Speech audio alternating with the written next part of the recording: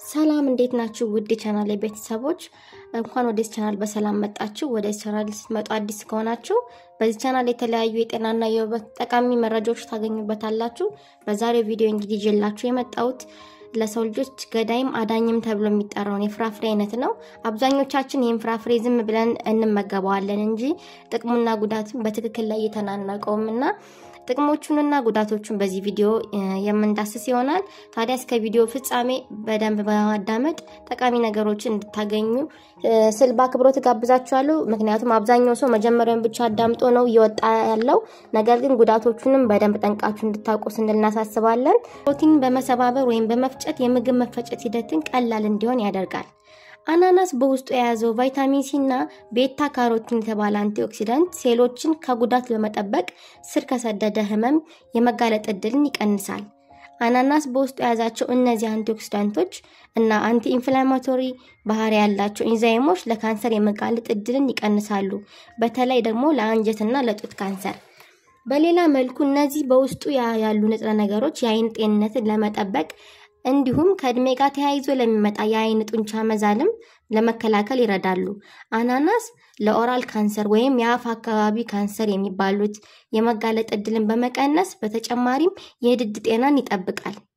አናናስን መመገብ በማግኒዚየም የበለጸገ በመሆኑ ማግኒዚየም ደግሞ ለአጥንት ጤና ወሳኝ ነው ታዲያ አናናስን መመገብ የአጥንት ጤና በመጠበቅ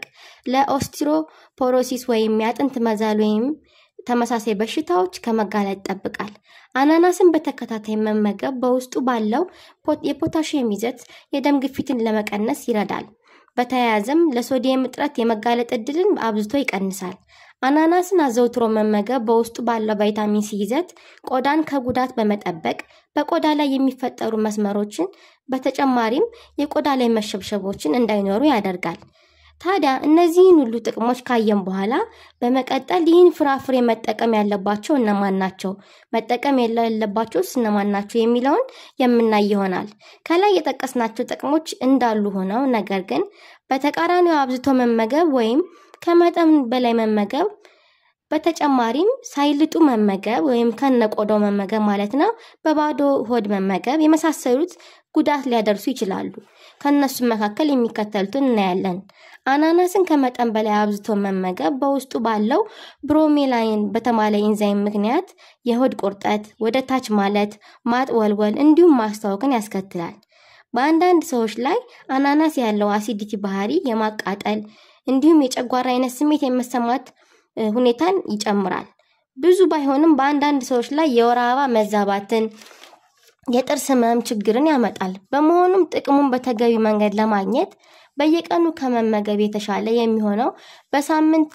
ለሁለቴ ወይም ለሶስቴ በመመገብ እንዲሁም ልጦ በመመገብ ወይም ቆዳውን በማስወገድ በትክክለኛው ንጽህና በመጠቀም አብዝቶ መጠቀም በማስወገድ እና በተጨማሪም አንዳንድ መድኃኒቶች ጋር ስለሚጻረር መድኃኒቶቹ ይታዘዙላችሁ ከመንጋ ይወሰዱና ከመንጋ ይወሰዱ የሚለውን በማየት ጥቅሙን በትክክለኛው መንገድ ለማግኘት ያስችላል በሌላ ጠቃሚ ቪዲዮ እስከምንገናኝ ሰላም